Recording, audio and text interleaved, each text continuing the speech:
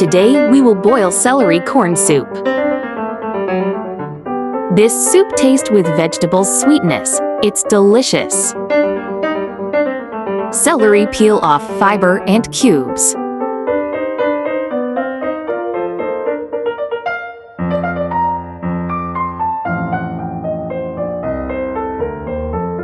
Sliced corn and onion.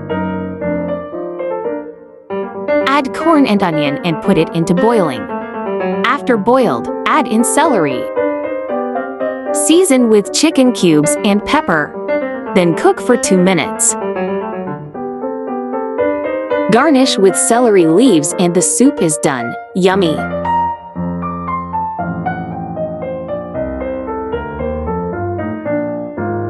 This soup is easy and tasty, a soup you must try at home.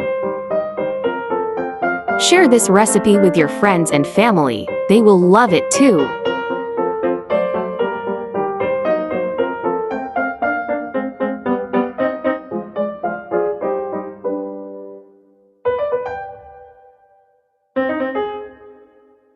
Follow my channel for more delicious recipes.